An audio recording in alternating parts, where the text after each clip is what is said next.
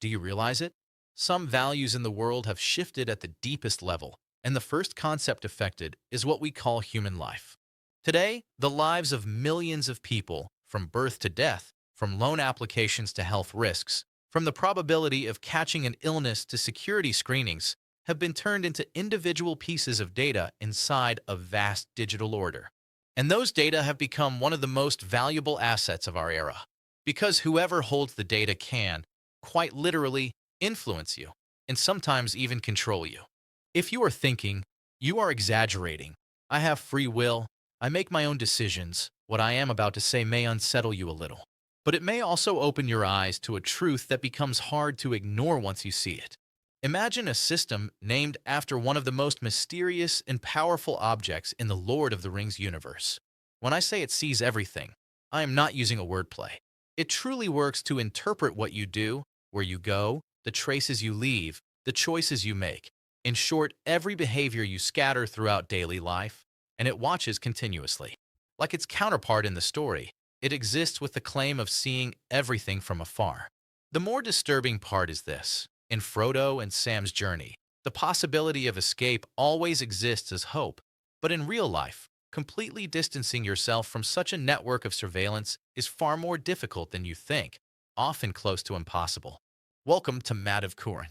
The year is 1954. J. R. R. Tolkien, one of the greatest names in literature, presents the reader with an enigmatic object in the Two Towers, part of the Lord of the Rings series. The spheres known as Palantiri, the seeing stones made by the great elf master Fëanor. The word Palantir carries a meaning close to one who sees far away. That is the first detail I want you to remember. The second detail is even more important. At first, the Palantiri seem to be designed for good, for communication and knowledge. But once they are tainted by Sauron's influence, they stop being tools that carry information and turn into instruments of deception, fear, and surveillance. I am not telling this story to deliver a Tolkien review. I am emphasizing something else. Symbols occupy a much bigger place in human history than we usually assume. Sometimes they represent a belief, sometimes an idea, sometimes a purpose, sometimes the intention behind power. And believe me, many companies and organizations use this symbolic language with great precision. I include myself in that. A channel logo, a name, a sign is rarely chosen only because it looks nice. There is usually a meaning, a resonance, and a goal behind it. One of the figures often said to care deeply about symbols is Peter Thiel, sometimes called the Dark Prince of Silicon Valley. It is frequently said that he chose the name Palantir for his company because of his admiration for Tolkien. The key point is this: the name is not treated as a label picked just to sound cool. At least in this narrative, it is chosen precisely because it symbolizes what the system is meant to do. And in that perspective, the foundations of one of the most dangerous digital structures in the world are laid. To understand the darker transformation of the Palantiri in the story, we need a short trip through time, toward the years when the structures often described as the powers that rule the world went through major shifts. We are in September 2001. The attacks everyone knows will take place, and afterward the world will enter a very different era with the fall of the Twin Towers. Immediately after that shock, many new laws and systems are introduced into society under the justification of security. One of the projects often mentioned from that period is called Total Information Awareness. It is described as an approach that, under the claim of fighting terror, aims to merge citizens' emails, credit card spending, phone calls, and in short, all digital traces into a single massive database. Do not think of this as a small domestic effort. In such accounts, institutions like the FBI, the NSA, military intelligence, telecom companies, banks, airlines, health systems, the Treasury, and many other critical bodies are said to have been expected to pool their data under one umbrella. Naturally, this triggers a major debate around privacy and human rights, because what is being discussed is total surveillance of people. That is why it is said that, with the help of legal actors and judicial mechanisms still believed to be uncorrupted, the project was taken to court as a human rights violation, seen as unconstitutional and pressured to end. In the end, it is stated that the project was halted at the official level, but there is a crucial distinction. Laws restrict governments, but they do not always limit private companies to the same degree. That is why another coincidence is often described. Around 2003, when court decisions emerged, Palantir allegedly appeared on the scene. Peter Thiel founded the company, and large sums of money reportedly flowed through in QTEL, an investment arm associated with the intelligence world. Some even claimed that millions began to flow before the office was fully finished. This is how the narrative forms that Palantir grew rapidly while intertwined with the state. From here, the topic moves into darker territory, but first I want to explain a few claims often tied to the idea of how the world works. It is said that the real elites in power do not make moves that expose themselves directly. Instead, they act through figures and institutions placed on display. For instance, in some conspiracy narratives, BlackRock and its founder Larry Fink are mentioned in this context. People ask how someone who seems unsuccessful on paper could suddenly create one of the strongest financial structures in the world, and they describe it as a front story. The accuracy of these claims is a separate debate, but the idea being emphasized is this: power often stays unseen and uses what is visible. Peter Thiel, presented as Palantir's founder, is also described in that perspective as a figure serving a display function. Of course, it cannot be denied that he is intelligent and successful, a Stanford graduate. Yet some narratives portray him as a bright instrument. Why? This is where the PayPal story enters. You all know PayPal. It is described as one of the first digital payment and money transfer systems in the world. For years, the media repeated a tale. A handful of young people worked day and night with small resources and suddenly built one of the largest online payment systems. But what is left out, according to skeptics, is that in a country like the United States, with strict financial regulations and strong oversight, a structure like PayPal would not be easy to create without the state's knowledge and permission. Some even argue that the idea itself would not circulate freely. At the time, many people saw it as a freer, decentralized method. But the skeptical view claims it was actually an infrastructure built to track and flag off the record online transfers, with a few shiny names placed in the storefront. Today, PayPal's founding circle is often called the PayPal Mafia. Names like Peter Thiel, Elon Musk, YouTube co-founder Steve Chun, and major venture fund figure Relof Bota are frequently mentioned together.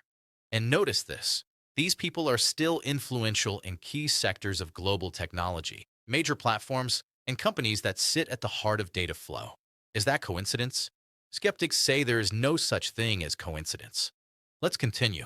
In its early years, Palantir is said to have worked on classifying, linking, and interpreting data coming from critical institutions in the United States. But there was a massive problem. The data was so huge that sorting it piece by piece, categorizing it, and turning it into actionable conclusions with human intelligence alone became nearly impossible until a system beyond human scale was built. Most people came to know artificial intelligence more visibly in recent years, especially when conversational systems became widespread and enormous power seemed to land within reach. But have you ever asked yourself this? If even an ordinary user can access such powerful tools for a monthly fee that seems relatively small, what kind of capabilities have governments and large institutions had for years, and how much of it do we actually know? As an answer, people often mention Gotham, a platform Palantir reportedly developed in 2008. In its early stage, within the limits of technology at the time, it is described as a tool used to digitize and categorize massive interagency data, show connections, and carry workloads humans could not handle alone. Over the years, as data grew, computing power increased, and AI methods advanced, concerns rose that Gotham moved beyond mere organization and towards shaping decisions.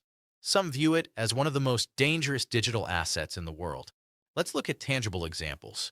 Xkeyscore, one of the NSA systems discussed after Edward Snowden's disclosures, became widely known through claims that many online actions could be monitored.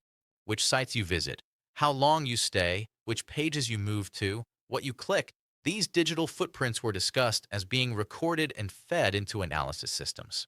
It is claimed that such traces can be used for profiling, that a dark analysis engine can extract behavioral patterns, and that the results can connect to broader surveillance networks. Similarly, analytics models fed by local police and federal agency data are said to combine a person's history, environment, social circle, age, demographic traits, and behavioral patterns to produce risk scores, such as a potential for committing crime. Some narratives even claim that a person can be placed on a watch list and closely tracked based on probability, even if they have done nothing. When such practices reached the press, debates erupted in the United States, but the agenda quickly changed and reactions faded, as some observers argue. Even that may sound strange. But people claim that after the AI surge following 2020, Palantir moved to an even higher level. You know the concept of Big Brother in George Orwell's 1984, the power that watches, hears, and controls everything. More and more people believe the idea has moved from metaphor toward a real counterpart. And now the system is said to be able to make faster and sometimes smarter inferences than humans in certain areas. How? Let me explain. AI strengthened analysis platforms are no longer said to be used only to organize data. They are also described as extracting meaning and shaping decision processes. For example, in operations in Afghanistan, Iraq, and other parts of the Middle East, it is claimed that drone and satellite imagery was combined with behavioral patterns to predict roadside bombs in advance. It is also claimed that once the networks around flagged individuals are mapped, operational logic can activate to neutralize potential threats before they fully organize. In some examples, this logic becomes an even more troubling ethical debate. Events like strikes on wedding celebrations in Yemen are recalled, along with an interpretation like this. Beyond removing a target, an analysis is done asking who might become hostile if an attack happens, and then those possible reactions are suppressed collectively. This perspective expands the fear that technology can be used not only in the name of security, but also for social behavior engineering. And it does not stop there. Some commentators argue that because Palantir-like systems can access and analyze intelligence data instantly, precision targeting has approached room-level accuracy inside a building. Phrases like missiles reaching the bedroom, used in the context of Israel and Iran tensions, are presented as a modern symbol of that fear. Now consider this. If you have a smart device in your hand, another in your pocket, a sensor on your wrist, and an internet-connected system at home, and if these contain chips from major manufacturers, then in this viewpoint you are already caught. Those who say this is exaggerated often point to examples like Intel's management engine, long discussed as subcomponents that can operate independently of the main system, and similar security sublayers and management components debated on the AMD side. These layers are said to function outside the operating system, and because they operate at hardware level, they may contain theoretical paths that bypass traditional security measures. Of course, how much is a real threat and how much is exaggeration remains debated. But the point remains. This is why countries race to build their own chips and their own infrastructure. The heart of technology sits inside the chip, and it is often said that the United States has held major advantages in this area for a long time. Palantir's power is not seen as limited to war and intelligence. It is claimed that the real target from the beginning has been the population to be controlled, meaning society itself, meaning us. At the beginning, I mentioned digital traces. Some might say, what would it change if they know the young people quietly living their lives on the street? But the issue is not one person. Society is a structure that can move as one in critical periods. Those who can steer its emotions, fear, anger, and hope can also influence the direction of the world. From this perspective, Palantir can analyze what you do online, what content you look at, your health data, your personal tastes, the music you listen to, even the food you order, and build a detailed profile about you. In a more innocent use, ads aligned with your tastes are shown, and you are nudged to buy things you never planned to buy. That alone is powerful, but in a darker scenario, it goes further. This is where the idea of a digital twin enters. Imagine a virtual world, a simulation woven with data city by city, village by village. Inside that simulation, virtual versions of us are placed based on the profiles extracted. Then what happens? An economic crisis is triggered and public reaction is measured. A political tension is created and polarization curves are calculated. A climate shock is simulated, a migration wave is added, an energy crisis is included. Thousands of cross scenarios are tested. Which move creates which outcome? Which step produces which reaction? Which message pushes which group where? All of this is measured. In this viewpoint, once the route to the desired outcome is found, only one thing remains: applying the right moves at the right time in the real world. At this point, remember the transformation of the Palantiri in Tolkien's story from tools of knowledge into mechanisms of fear and control. Now you can see why I asked you to keep that in mind at the start. And do not think of this only at the state level. Suppose you are a company and your competitor buys an AI analysis system like this. They build your digital profile, detect your weak spots, run thousands of scenarios for your collapse, select the most effective one, and execute it in reality. They use social media, perception management, financial pressure, and the news cycle, and before you realize what is happening, your reputation erodes, your market shrinks, your business suffers. This is where people recall the PayPal mafia idea. It is believed that these circles have influence in social media and financial arteries. Then the question grows, who influences those who influence everything?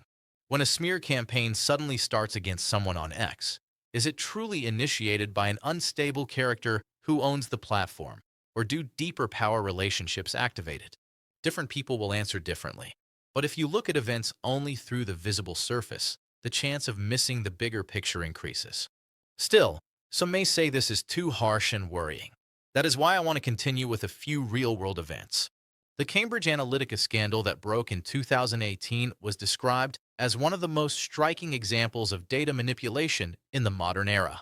The company was said to have collected the data of millions of Facebook users without permission, used it to infer political leanings and psychological profiles, and then ran targeted advertising campaigns designed to influence voter behavior. Many people may have walked into polling stations believing they were making free choices, while in reality, they were acting at the end of a carefully engineered propaganda flow. In some discussions, the name Palantir appeared through indirect links such as consulting relationships or personnel overlaps. The scope can be debated, but the reality remains. When data and psychology combine, the ground under democracy can shift dramatically.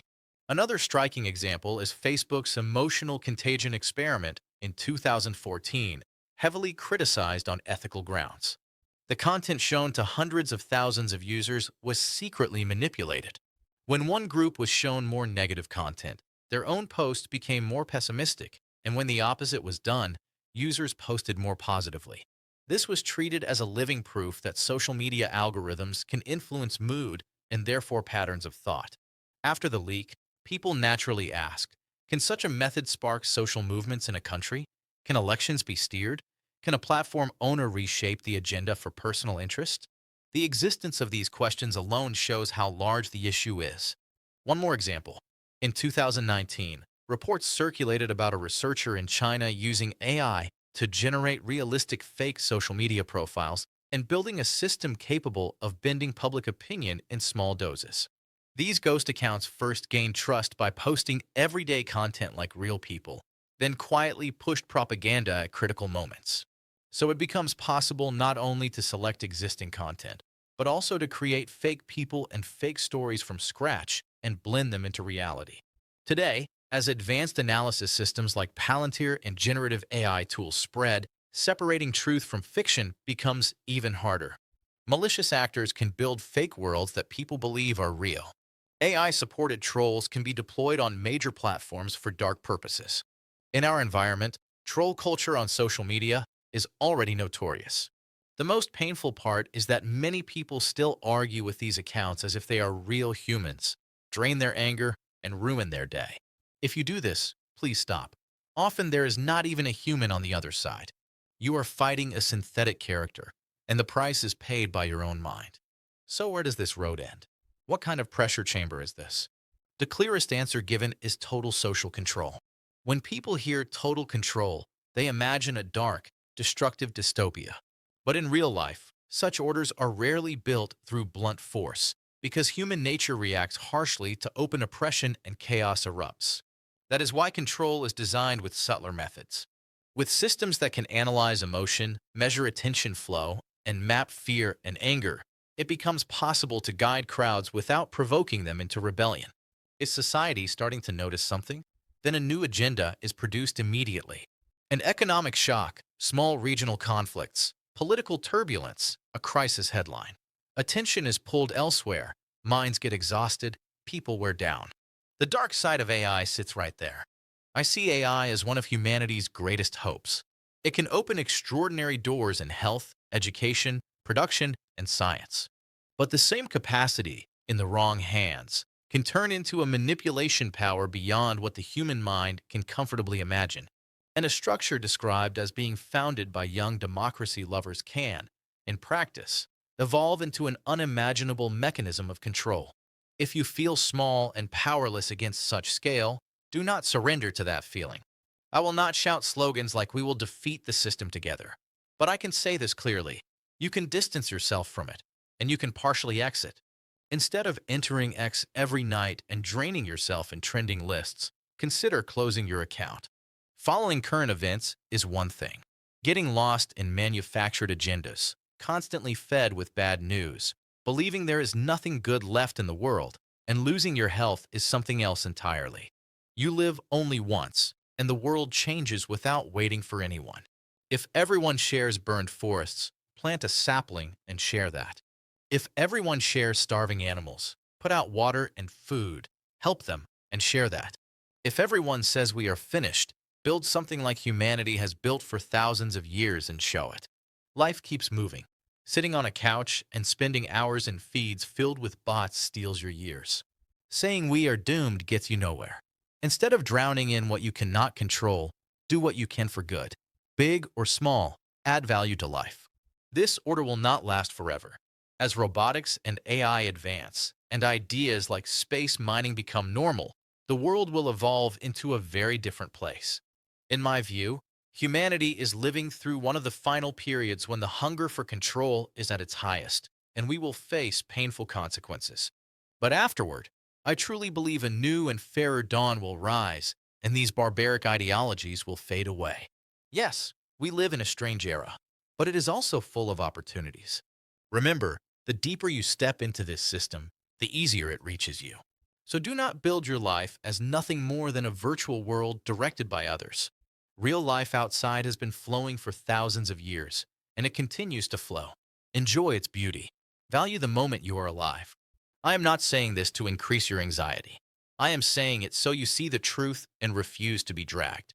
Because the longer you keep playing the game, fighting bots on X, drowning in bad news, and believing no good people are left, the easier it becomes for those who built this system to keep winning and keep steering you. So step outside this circle as much as you can. Use the possibilities of technology and science the way they do, but this time to draw your own path in a better way. See you next week. Take care of yourself.